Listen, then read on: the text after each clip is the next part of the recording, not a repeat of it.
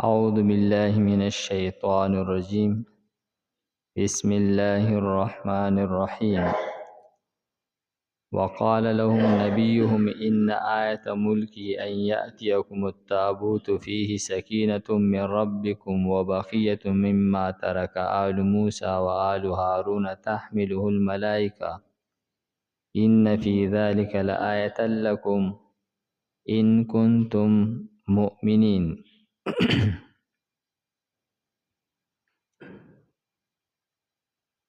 دغه بنی اسرائیلو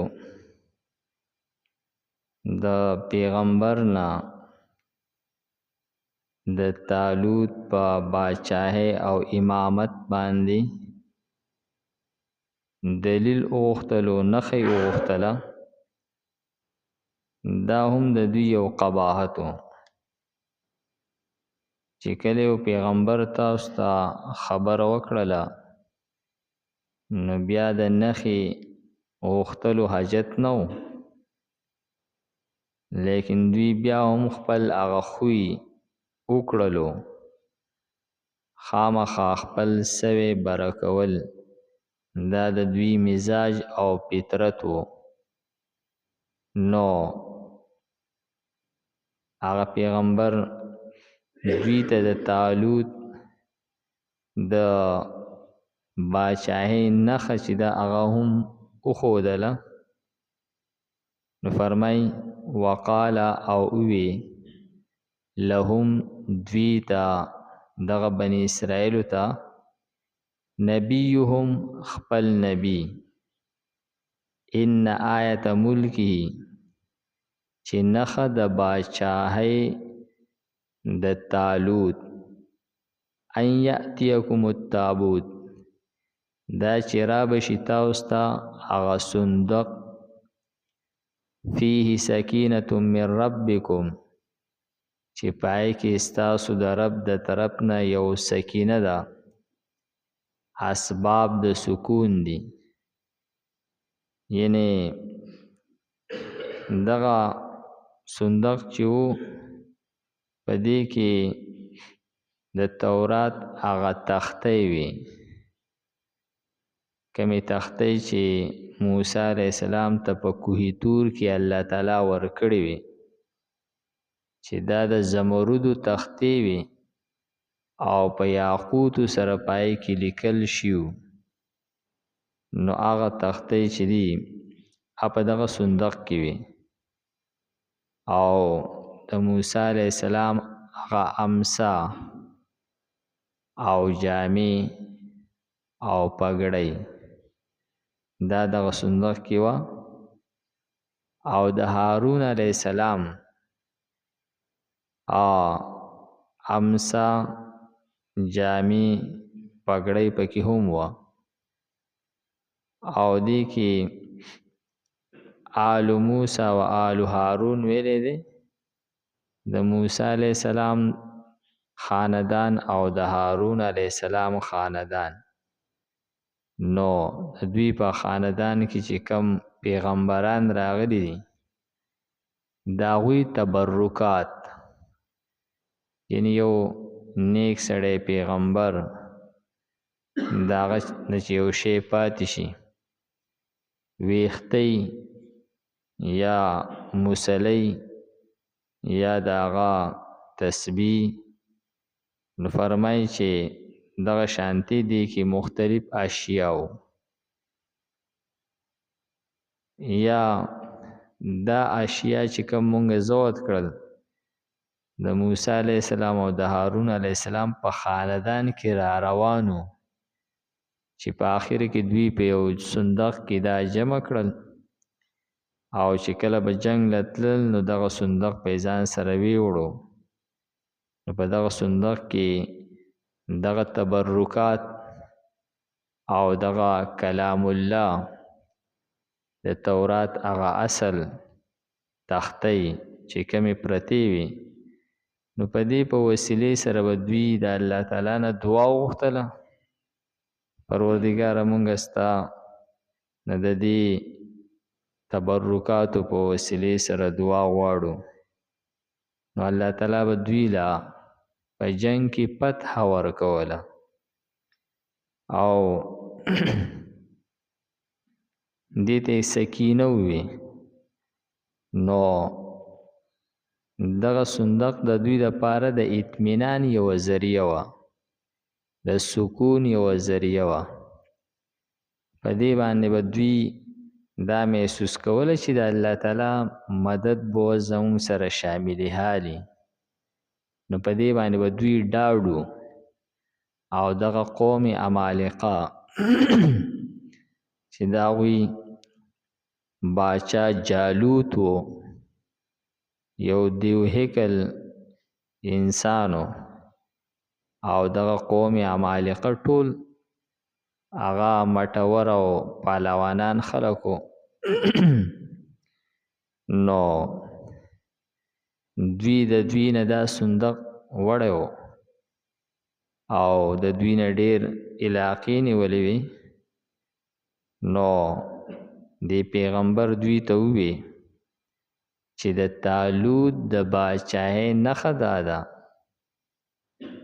چې الله رب العزت په دغه صندوق تاسو ته واپس درکړي بغیر د جنگ نه او بغیر څه د مشقت نه. فرشتې به راوړي او د طالوت د کور مخې ته به دا راورسي.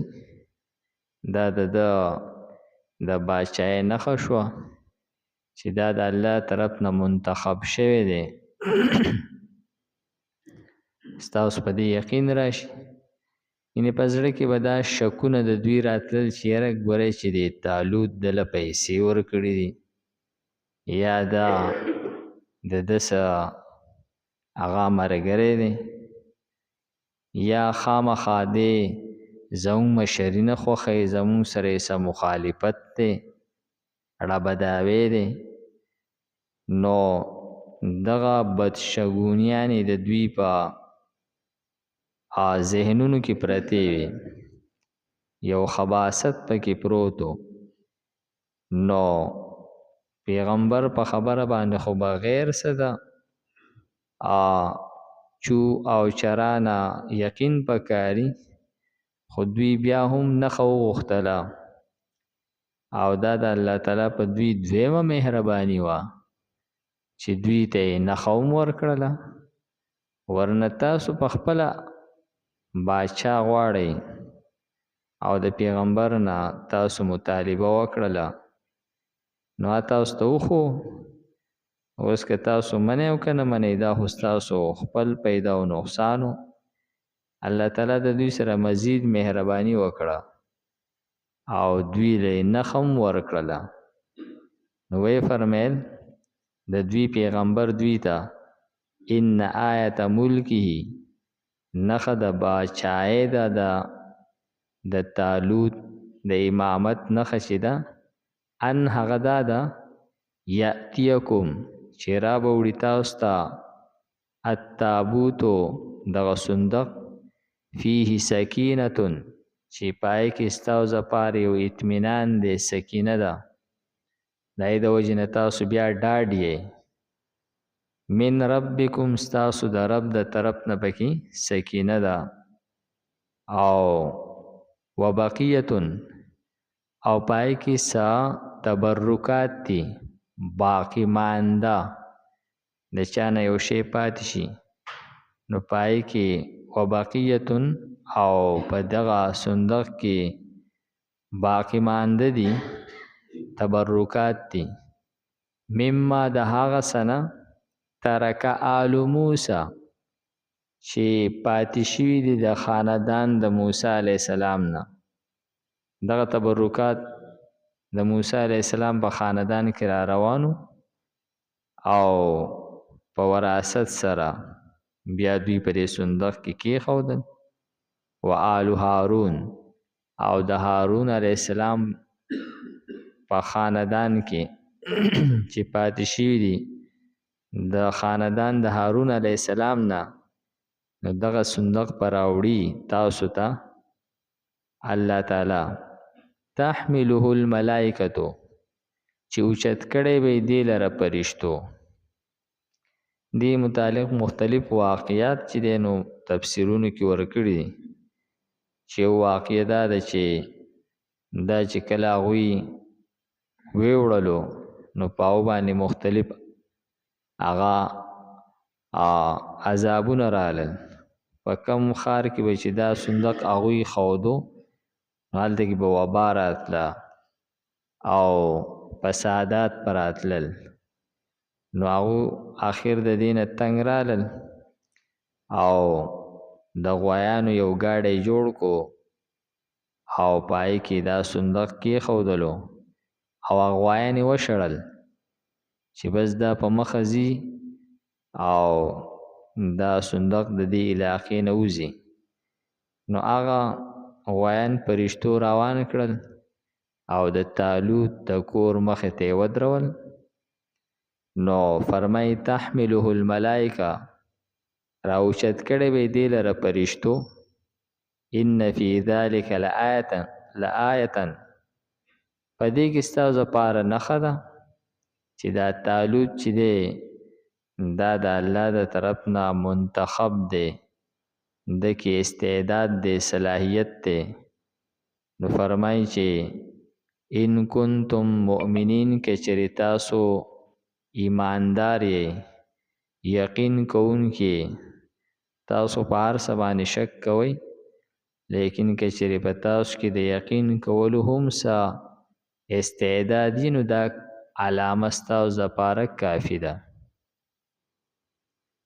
وقال لهم او وی دوی ته نبیهم پیغمبر خپل ان آیت ملکه یقینا نښه د باچاهۍ د ده ان یأتیکم التابوت دا چې رابوړي تاسو ته صندوق فیه په دې کې سکینه ده من ربکم ستاسو د رب د طرف نه وبقیة او باقی مانده تبرکات دي مما د هغې نه ترک آل موسی چې پاتې شوي دي د خاندان د موسی علیه السلام نه و آل هارون او خاندان د هارون علیه السلام نه تحمله الملائکه اوچت کړي به یې دې لره فرشتو. ان فی ذلک یقینا په دې کې لآیة خامخا نښه ده لکم ستاسو دپاره ان کنتم مؤمنین که چېرې تاسو یقین کوونکي.